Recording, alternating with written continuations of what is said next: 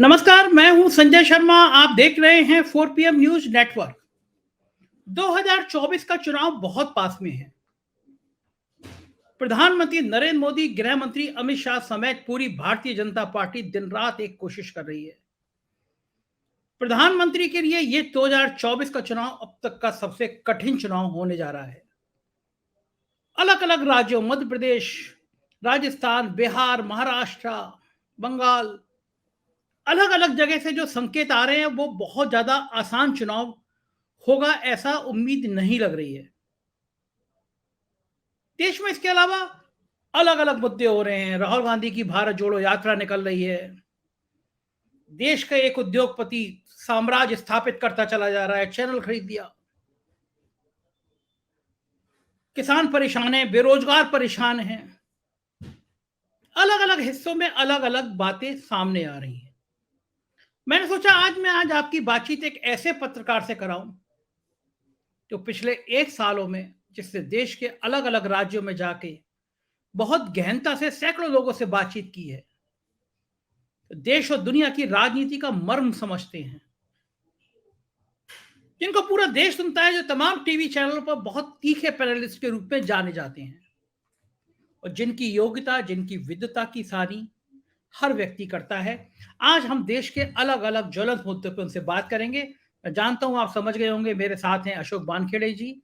आप सबके प्रिय और कई लोगों का डिमांड थी कि देश में जो कुछ चल रहा है मैं उससे अशोक जी से उनसे बात करूं। अशोक जी, स्वागत है आपका। और मैंने आपको कष्ट इसलिए दिया कि मेरे दर्शक बहुत दिनों से कह रहे थे कि अलग अलग हिस्सों में जो कुछ चल रहा है उससे मैं आपसे संवाद स्थापित करूं, क्योंकि आप पिछले दिनों पूरा देश घूमे हैं, मतलब बड़े बड़े राज्यों में घूमे हैं। शुरुआत करूंगा महाराष्ट्र और कर्नाटक के विवाद से। कर्नाटक में चुनाव है, सबसे पहले जहां चुनाव हो रहे हैं उसमें एक राज्य कर्नाटक है। और महाराष्ट्र और कर्नाटक का विवाद अमित शाह की मीटिंग के बावजूद आराम से सुलझता हुआ नजर नहीं आ रहा है। क्या लग रहा है, इसका नुकसान महाराष्ट्र को होगा, इसका नुकसान कर्नाटक को होगा, बीजेपी को होगा, या क्या होगा? देखिए, इसका नुकसान तो महाराष्ट्र में जरूर बीजेपी को होगा, लेकिन वर्तमान में बीजेपी को यह लगता है कि जब महाराष्ट्र के चुनाव आएंगे तब महाराष्ट्र को हैंडल करेंगे। अभी कर्नाटक उनका एक मेन फोकस है, क्योंकि आने वाले जो साल अभी 6 दिनों के बाद शुरू हो रहा है, उस साल में जम्मू कश्मीर के यदि चुनाव होते हैं, सुप्रीम कोर्ट अलाउ करती है, तो 10 राज्यों के, नहीं तो 9 राज्यों के तो चुनाव है ही। 9 राज्यों में कर्नाटक भी एक बड़ा राज्य है। कर्नाटक इसलिए भी बीजेपी के लिए महत्वपूर्ण है क्योंकि दक्षिण भारत में बीजेपी का वो प्रवेश द्वार है। पहले बीजेपी वहां सत्ता में रही, फिर सत्ता से बाहर रही, सत्ता में आना जाना चलता रहता है। पिछली बार येदियुरप्पा की नेतृत्व में चुनाव हुआ, फिर पार्टी हार गई। उसके बाद उधार के सिंदूर पे वो पार्टी फिर सत्ता में आ गई, लेकिन उन्होंने येदियुरप्पा को घर बिठा के बोम्मई को ले आए। अब बोम्मई भले ही लिंगायत हो, लेकिन हर लिंगायत येदियुरप्पा नहीं होता। येदियुरप्पा की जो पकड़ है लिंगायत समाज पे, वो अलग है। लेकिन ये जो महाराष्ट्र का विवाद जो आपने छेड़ा, इसका मैं आपको बता दूं संजय जी, कर्नाटक एक राज्य ऐसा है, तो उस कर्नाटक की भी स्थिति थोड़ी बहुत महाराष्ट्र जैसी है। कुछ तमिलनाडु से आया हुआ कर्नाटक है, कुछ आंध्र से आया हुआ कर्नाटक है, कुछ महाराष्ट्र से गया हुआ कर्नाटक है। ऐसा एक कर्नाटक का एक निर्माण हुआ। कर्नाटक में, पूर्ण कर्नाटक में हम ये नहीं कहते कि हिंदुत्व की लहर चल सकती है। कर्नाटक में 4 जिले हैं, चिकमंगलूर एक है, कुर्ग जिला एक है, शिवमोगा जिला एक है, और एक दक्षिण कर्नाटक है। ऐसे 3-4 जिले हैं जहां हिंदुत्व और मुसलमान हिंदू के बहुत भयानक पोलराइजेशन हुआ है। और पिछले 1 महीने में कई मर्डर्स भी हुए, वहां पे हिंदुओं में भी हुए, मुसलमानों में भी हुए। तो वहां आप हिंदू मुसलमान चला सकते हो, तो वहां प्रज्ञा जी को भेज के आपने चाकू को धार तो लगवा ली, वो तो वहां पे चल सकता है। लेकिन जो महाराष्ट्र का बॉर्डर एरिया है, जो मराठी स्पीकिंग है, बेलगांव है और बाकी एरिया है, वहां पे कर्नाटक की अस्मिता को जगाना जरूरी है। वहां हिंदू मुसलमान नहीं चलेगा, वहां कर्नाटक की अस्मिता चलेगी। तो कर्नाटक की अस्मिता कब चलेगी? जब कर्नाटक के मुख्यमंत्री ये कहेंगे कि हम महाराष्ट्र के 40 गांव जो हमारे कन्नड़ वहां गए उनको लेके रहेंगे और हमारी 1 इंच भूमि भी नहीं देंगे। तो कर्नाटक की अस्मिता के लिए लड़ने की वो लड़ाई शुरू हुई। मुझे एक बात बताइए, मामला सर्वोच्च न्यायालय में पेंडिंग है। सर्वोच्च न्यायालय में पेंडिंग है, ना किसी ने कोई ट्वीट किया, ना कोई सर्वोच्च न्यायालय ने कुछ मांगा। केस दर डेट पड़ती जा रही है, लोग अपना अपना पक्ष रखते हैं, डॉक्यूमेंट रखे जा रहे हैं। ऐसे में ऑल ऑफ अ सडन मुख्यमंत्री का ये कहना कि मैं किसी को नहीं मानूंगा, मैं किसी भी हालत में ये प्रयास करूंगा कि ये सरकार हमारी पूरी 40 के 40 गांव लेके रहेंगे और कर्नाटक 1 इंच भूमि भी नहीं देगा, भाई किसने कहा? क्या महाराष्ट्र ने बोला? कर्नाटक, महाराष्ट्र तो गवर्नमेंट कह रही है कि भैया हम तो इंतजार कर रहे हैं सर्वोच्च न्यायालय का, लेकिन फिर महाराष्ट्र से जाते हुए ट्रकों पे आपने हमले करवाए। और एक वहां पे कर्नाटक वर्सेस मराठी, कन्नड़ वर्सेस मराठी, ये एक द्वंद्व करने का प्रयास किया ताकि वहां के कन्नड़ लोगों को आप जीत पाए कन्नड़ अस्मिता के नाम पे। लेकिन ये दांव कर्नाटक में हो सकता है बीजेपी को मदद कर दे, लेकिन जहां तक महाराष्ट्र है, महाराष्ट्र में सरकार बुरी तरह से फंसी हुई है, क्योंकि सरकार महाराष्ट्र में बीजेपी की ही है। बीजेपी की सरकार जब दिल्ली आके कहती है नेता हमारे कि भाई वो जरा कर्नाटक वाले को समझाओ, तो उनको बोला जाता है संयम रखो। जब महाराष्ट्र के ट्रक जाते तो पत्थर खा के आते हैं, फिर भी कहते हैं संयम रखो। तो महाराष्ट्र की जनता को यह लग रहा है कि जब से देवेंद्र फडणवीस की सरकार बनी है, तब से वेदांता गुजरात गया, संयम रखो गुजरात में चुनाव है, टाटा गुजरात गया, संयम रखो गुजरात के चुनाव जीतने हैं। तो महाराष्ट्र का भारी नुकसान हुआ, अच्छा खासा निवेश आना था वो नहीं आया क्योंकि गुजरात में चुनाव थे। अब महाराष्ट्र, कर्नाटक, महाराष्ट्र के बॉर्डर इशू पे भी मार खा रहा है और बोला जा रहा है संयम रखो क्योंकि कर्नाटक में चुनाव है। तो यदि महाराष्ट्र को क्या शहादती देनी है? क्या महाराष्ट्र में एक भी मर्द नेता नहीं बचा जो इस शहादत के खिलाफ आवाज उठाए? और वो मर्दांगी का काम वहां का विपक्ष कर रहा है और मुख्यमंत्री और उप मुख्यमंत्री दोनों बगले झांक रहे हैं। वो जगह नहीं मिल रही उनको कि क्या जवाब दे इसका। वो बार बार इनको पूछ कर रहे हैं कि भैया आप केंद्र सरकार के पास क्यों नहीं जाते? जब वेदांता गया तो उन्होंने कहा कि प्रधानमंत्री जी ने कहा कि इससे बड़े प्रोजेक्ट देंगे। अरे कहां दिए? कहां गए प्रोजेक्ट? तो ये लगातार कहीं ना कहीं बीजेपी बैकफुट पे जा रही है। वहां पर महाविकास आघाड़ी यदि चुनाव लड़ती है तो मुझे लगता है और अच्छा कंबाइन होकर और ठीक ठाक चुनाव लड़ ले तो लोकसभा में बीजेपी सिंगल डिजिट पे आ जाए तो आश्चर्य नहीं होना चाहिए। इतनी बुरी स्थिति है क्योंकि जो शिवसेना इन्होंने तोड़ी, जो 41 सांसद गए, विधायक गए, संजय जी, महाराष्ट्र की शिवसेना की संरचना थोड़ी अलग है। वहां नेता कार्यकर्ताओं के भरोसे है। शिवसैनिक तय करता है कि इसको विधायक बनाना है तो बना देते हैं। विधायक को ये लगे कि वो अपने बलबूते पे शिव सैनिकों को पाल रहा है तो ये उसकी गलतफहमी है। और ये गलतफहमी जब छगन भुजबल छोड़ के गए तब उनकी दूर की गई, जब नारायण राणे 11 लोगों को लेके गए थे छोड़ के तब दूर की गई थी, और 41 लोग इस बार गए तो उनकी भी दूर हो जाएगी। इन 41 में से कम 4 या 5 लोग छोड़ के बाकी सब चुनाव में हारने वाले हैं, सब वीआरएस लेके बैठे हैं। तो शिवसेना टूटी नहीं, शिवसेना से एक अलग गुट हुआ जिसकी कोई वजूद नहीं रहा। जमीन पे आज भी यदि किसी की पकड़ है तो वो उद्धव ठाकरे वाली शिवसेना की। एक ग्राम पंचायत के चुनाव में बिना सिंबल का चुनाव लड़ते हैं तो हर आदमी कहता है मेरा ही आदमी है ये। मतलब 10,000 ग्राम पंचायत होगी तो 20,000 क्लेमेंट हो जाते हैं, सबके टोटल करो तो 20-22,000 ग्राम पंचायत निकल लेते, क्या करेंगे? अशोक जी, महाराष्ट्र के एक और नेता है तो पिछले कुछ दिनों से 1-2 साल से सबसे ज्यादा चर्चा में है, सबसे ताकतवर नेता और आपके मित्र भी रहे हैं, नितिन गडकरी साहब। तो महाराष्ट्र के संग इतनी उपेक्षा हो रही है तो वो क्यों खामोश हैं? वो खामोश, उनको खामोश किया गया है। नितिन गडकरी के पास इतने मंत्रालय थे, एक मंत्रालय बचा रोड मंत्रालय। नितिन गडकरी को अगला लोकसभा का टिकट मिलेगा कि नहीं मिलेगा इसकी गारंटी नहीं है। नितिन गडकरी को ना किसी आयोजन में बुलाया जाता है। अभी इतना बड़ा आयोजन हुआ गुजरात की विजय का, हेडक्वार्टर के पे एक पूर्व अध्यक्ष के नाते वो दिखाई नहीं दिए कहीं वहां, ना कोई प्रचार में कोई कहीं बुलाया जाता है। पार्लियामेंट्री बोर्ड से ड्रॉप करने के बाद उनका तो कोई वजूद भी नहीं रहा है, ना कहीं कोई ऑब्जर्वर करके भेजे जाते हैं। वो तो इंतजार कर रहे हैं कि उनका टिकट कब कटता है अगले लोकसभा का। स्थिति ये है। और जब गडकरी के बारे में एक बात तो मैं गारंटी के बता दूं संजय जी, गडकरी जी अडवाणी नहीं है। ना उनके पास, ना उनका स्वास्थ्य खराब है, ना उनके पास उम्र का प्रॉब्लम है। गडकरी एक परफॉर्मर है। गडकरी का एक वजूद होगा। और यदि बीजेपी को कल सीटें लोकसभा में कम पड़ती है तो गडकरी एक होगा जिसका अक्रॉस द पार्टी लाइन सभी राजनीतिक दलों से बहुत अच्छे संबंध है। क्योंकि रोड बनते हैं तो उनका कहना है कि किसी राज्य में यदि विपक्ष की सरकार है तो रोड में हवा में नहीं बना सकता, ये राज्य भाई बीजेपी का नहीं है इसलिए इस राज्य को छोड़ के आगे से रोड, तो बीच वाला रोड कहाँ जाएगी, ट्रैफिक कैसे जाएगा। सही बात। तो मैं देश का आप मंत्री हूं और मुझे हर देश के लिए काम करना है। आपने एक लाइन कही कि गडकरी आडवाणी नहीं है, इस लाइन को जरा हाँ, थोड़ा डिटेल में समझाएंगे। अडवाणी जी को मार्गदर्शन मंडल में बिठाने के बाद अडवाणी जी चुप रहे, मुझे नहीं लगता गडकरी चुप रहेंगे। गडकरी का लोकसभा टिकट कटने के बाद गडकरी फ्री बर्ड हो जाएगा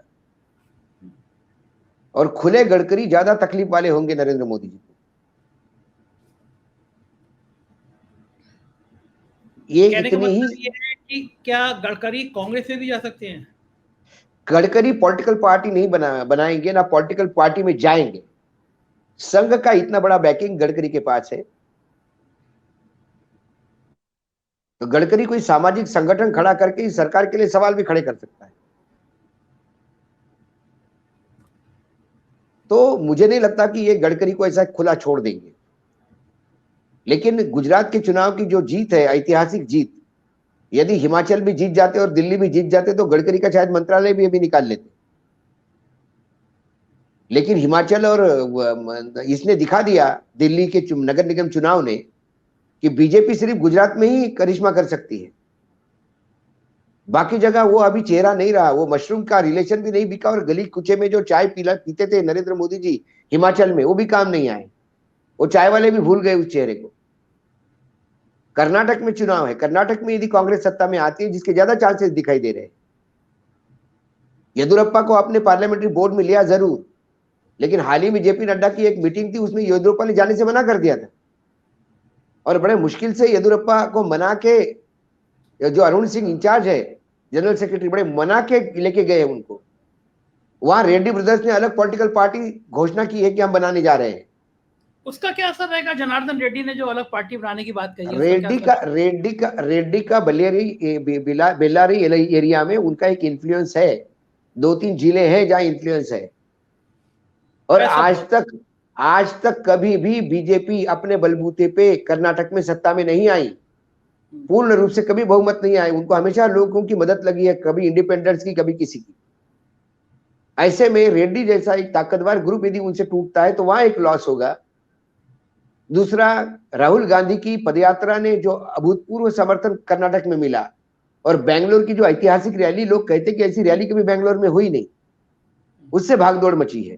इसलिए अब ये पॉकेट पे काम कर रहे हैं। जहां मैंने 4 जिले बताए आपको, शिमोगा है, चिकमंगलुर है, कुर्क है, इन 3-4 जिलों में हिंदू मुसलमान है, तो वहां कल चाकू का धार तेज करवाया प्रज्ञा जी को भेज के। या महाराष्ट्र के बॉर्डर पे वो लगातार वो कर रहे हैं, कुछ जगह कोई और इश्यूज उठा रहे हैं।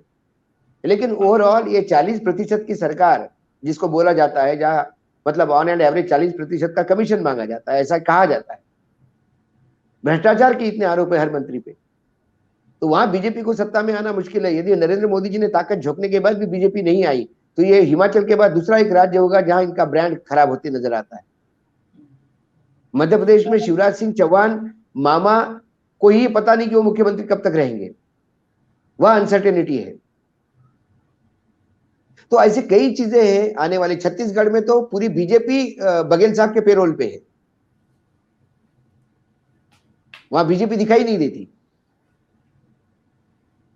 तो इस आने वाले 10 राज्यों के चुनाव में यदि बीजेपी बुरी तरह से हारती है कई राज्यों में, अब मणिपुर में जीत जाए, मिजोरम जीत जाए, वो बात अलग है, लेकिन इन मेजर राज्यों में यदि तकलीफ होती है, आज आप राजस्थान की बात लीजिए, राजस्थान में जितने कांग्रेस में इनफाइट है उतनी ही इनफाइट्स आपको बीजेपी में दिखाई देती है। क्या वसुंधरा को साथ लेके ये चल पाएंगे?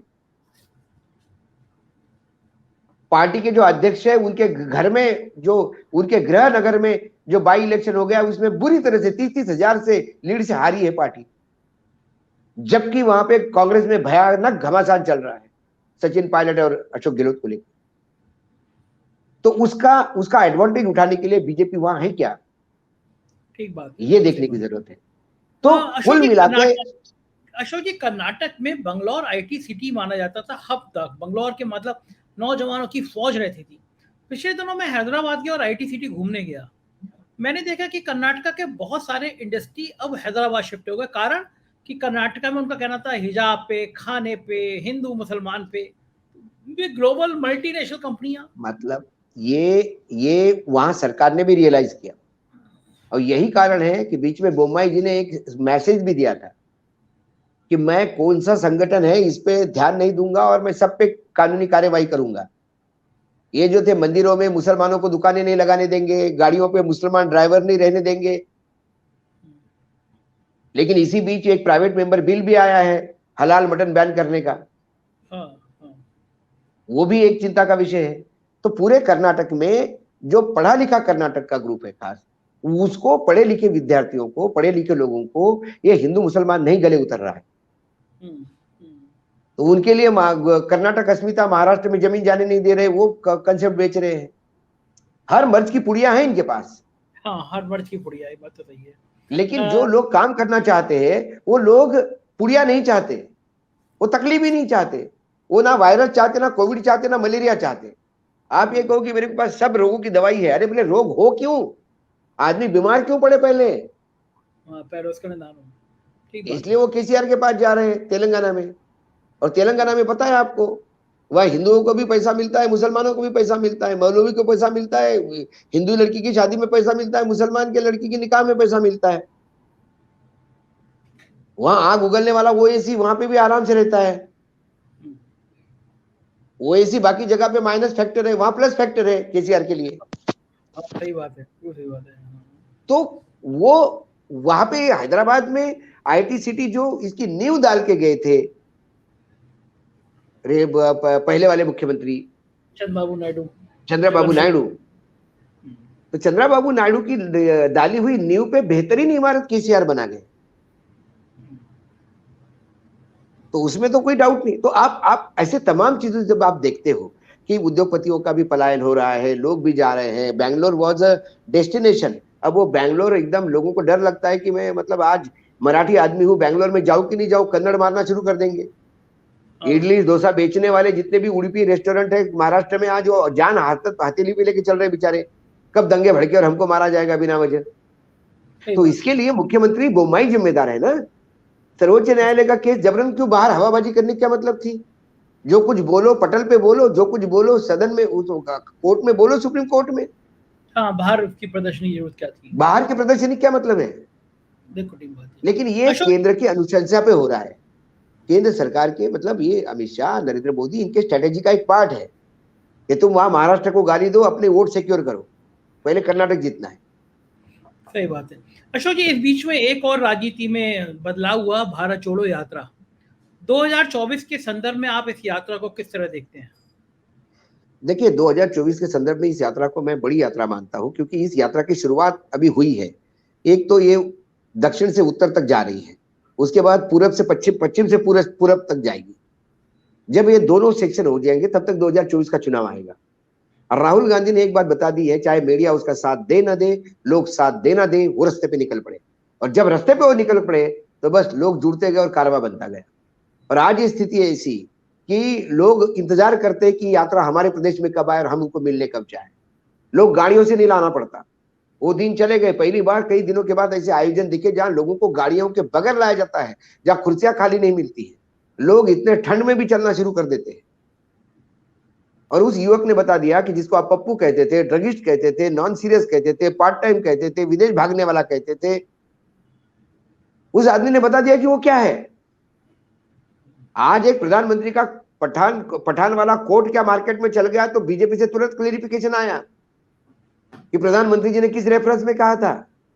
राहुल गांधी ने जब आलू से सोना निकलेगा इसका रेफरेंस दिया बीजेपी ने, तब शर्म नहीं आई आपको वो सर्कुलेट करते हुए? अरे जब जो भाई बोया पेड़ बबुल का तो आम कहां से होए? बिल्कुल बिल्कुल सही बात है। अशोक जी, एक आखिरी सवाल, 2024 में भारतीय जनता पार्टी के लिए सबसे मुश्किल राज्य कौन कौन से होने वाले हैं? बिहार, उत्तर प्रदेश, कर्नाटक, महाराष्ट्र, बंगाल, ओडिशा, ये बड़े राज्यों के नाम ले रहे जहां से बड़ी सीटें आते हैं। ये मेजर राज्य है। साउथ इंडिया की मैं बात नहीं करता हूं जहां वो है ही नहीं।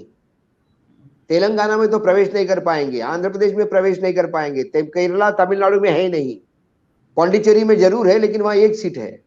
नॉर्थ ईस्ट में कुल मिला के 8-10 सीटें हो जाती है नॉर्थ ईस्ट के राज्यों की, आसाम छोड़ दिया तो ये जो मेजर राज्य है जहां से यूपी, बिहार, बंगाल, महाराष्ट्र, मध्य प्रदेश, राजस्थान, यहां से जो ज्यादा सीटें आती है, इन जगह पे वहां भयानक स्टीफ है। मेरे मेरे इंफॉर्मेशन के अनुसार बीजेपी ने कम से कम 160 सीटें ऐसी वर्तमान सीटिंग जो उनके पास है, उसमें से 160 सीटें ऐसी है जहां उनको जबरदस्त मेहनत करनी पड़ेगी क्योंकि वहां चुनाव हारने के चांसेस है। 160 सीटें अगर हार जाएंगे, 300 में से 160 हार जाएंगे, आपका कहना है कि बीजेपी 150 के आसपास सिमट जाएगी?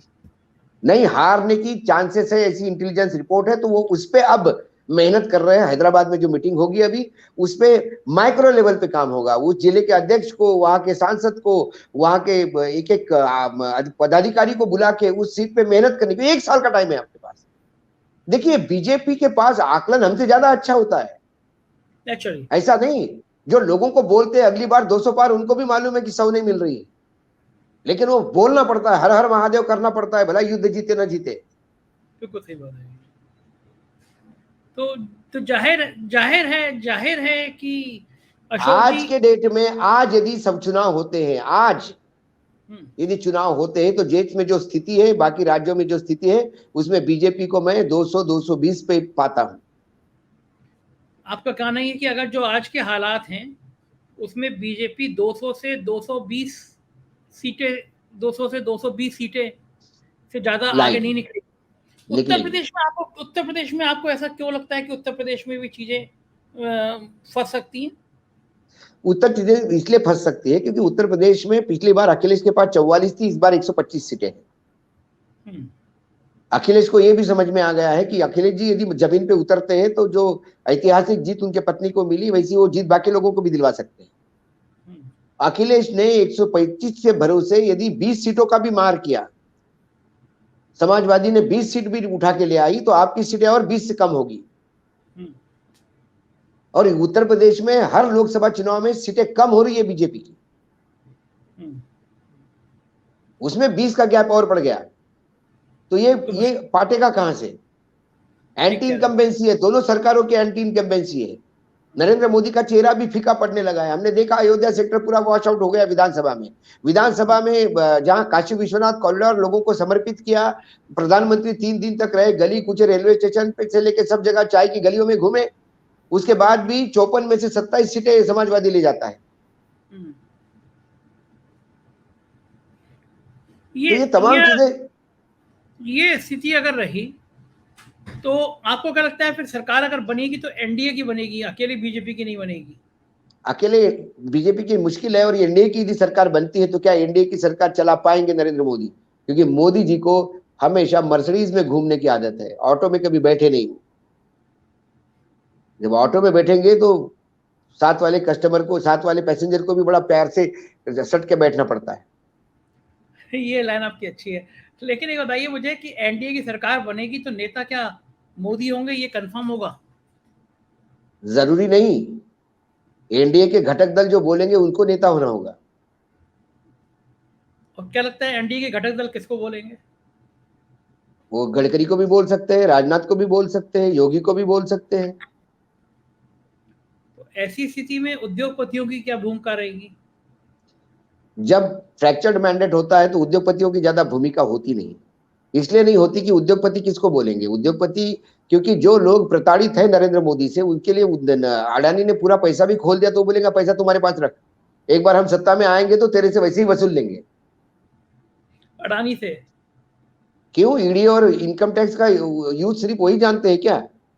यदि लालू यादव की 2018 का केस और पुराना केस, 18 साल पुराना केस खुल सकता है, तो अडानी जी के पोर्ट पे उतरा हुआ 3000 किलो का ड्रग, उसका केस नहीं खुल सकता फिर से? क्या देश में एयरपोर्ट और पोर्ट्स, सी पोर्ट्स नेशनलाइज नहीं हो सकते क्या? आपको मानना ही है कि अडानी के एयरपोर्ट पे 3000 किलो ड्रग्स आया था? एयरपोर्ट पे नहीं, पोर्ट पे जो आया था, पकड़ा गया, सबको पता है। पोर्ट पे, बंदरगाह पे। हाँ, केस फिर खुल सकता है। आपको मानना ये है कि सरकार बदली तो अडानी के लिए परेशानी पैदा हो जाएंगी? बहुत ज्यादा। अंबानी जी का तो सभी दूर हाथ है, सभी को लेके चल रहे हैं, लेकिन अडानी सबसे बड़े टारगेट पे होंगे। क्यों, ऐसा क्यों लगता है आपको? क्योंकि वो उन्होंने खुद दुश्मन पाले हैं।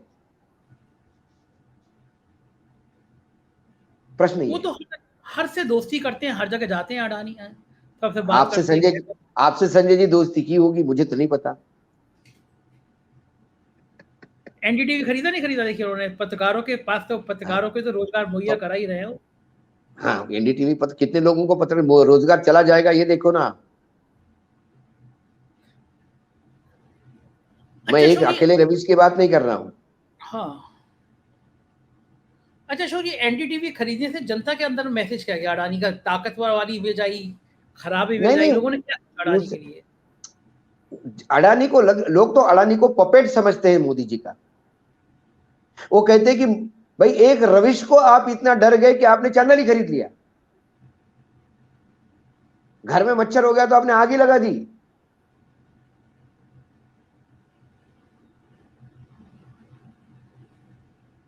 मैनेज नहीं कर पाएंगे अडानी, मैनेज नहीं कर पाएंगे, बाकी लोग सरकार बदली तो मैनेज नहीं कर पाएंगे। आप उनको चैनल चलाना नहीं, उनको रविश को बाहर करना था, वो कर दिया, प्रॉब्लम सॉल्व हो गई। लेकिन रविश उससे बड़ा निखर के ऊपर आए हैं। आम जनमानस ये सब चीजों को कैसे महसूस करता होगा कि हिमाचल के सेब भी अडानी के, हवाई जहाज बंदरगाह भी अडानी का, हवाई जहाज भी अडानी के, रेल भी अडानी की? आम जनमानस को कैसा लगता होगा अशोक ये सब सुन के? आम जनमानस तो कहते ही है ना, हम दो और हमारे दो।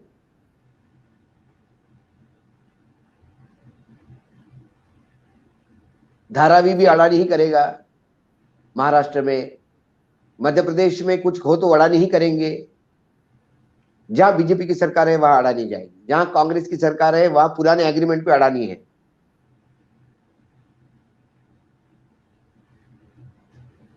तो मोदी जी को लगता नहीं है कि इन सब चीजों से जनता में नाराजगी बढ़ जाएगी कि एक ही व्यक्ति को? मोदी जी को ये पता है कि जब वो मन की बात कर लेंगे तो संभाल लेंगे, ऐसा उनको लगता है। 2014 से यही होते आ रहा है। पहली बार गुजरात में उनको समझ में आ गया कि तकलीफ हो सकती है, हिमाचल में समझ में आ गया कि अब नाम नहीं चलता है। मोदी जी को भी समझ में आ गया, बंगाल में भी उनको समझ में आ गया कि उनका कुछ पेतरा नहीं चला। तो अशोक जी, डर तो अडानी को भी लगता होगा सरकार बदली तो? विदेश चले जाएंगे सर, छोड़ देंगे हिंदुस्तान? क्या कर लेंगे, किसी कंट्री में जाके बैठ जाएंगे। और यहाँ पे जो इतने कारोबार हैं, ये सब हवाई अड्डे और बंदरगाह, ये कौन देखेगा? सब लॉस में चले जाएंगे, नेशनलाइज हो जाएगा। उसके पहले पैसे, बहुत सारी चीजें होती है संजय जी। आपको क्या लगता है विजय माल्या विदेश चला गया तो क्या खाली बैठा है क्या? उनके पास पैसा नहीं है क्या? अच्छा, पैसा, सारा पैसा बाहर साइफन ऑफ होके गया, सारे लोग बाहर है, अच्छी जिंदगी जी रहे हैं। कोई आपको किसी लंगर में खाना खाते हुए दिखाई नहीं देगा गुरुद्वारे की, इंग्लैंड में। ऐसी अडानी भाग जाएंगे? हो सकता है, सरकार बदली तो। बदली तो। लेकिन लोग कहते हैं अडानी का व्यवहार तो अच्छा है, बातचीत करने में तो बड़े कोमल से हैं, मधुर से हैं। मैंने क्या कहा, व्यवहार अच्छा है, लेकिन अंबानी ने तो एनडीटीवी नहीं लिया ना, वो तो उन्हीं के पास था। शेयर तो अंबानी के पास ही थे ना, लेकिन उन्होंने तो दुश्मनी नहीं मोल ली ना, इन्होंने ले ली। ये बात तो सही है आपकी, इस बात में दम है। चलिए अशोक जी, बहुत बहुत अच्छा लगा आपसे बात करके, मजा आ जाता है। हफ्ते में एक दिन हम लोग बात जरूर किया करेंगे, दर्शकों को बड़ी रुचि रहती है, आप बहुत अंदर तक जाके बात करते हैं। धन्यवाद। ये थे अशोक वानखेड़े जी। देखिए, बड़ी सीधी सीधी खरी बात कहने वाला एक पत्रकार, तो दबंगी से अपनी बात कहता है। मुझे यकीन है आपको ये परिचर्चा पसंद आई होगी। हमको जरूर बताइएगा कमेंट बॉक्स में आपको ये बातचीत कैसी लगी। शुक्रिया।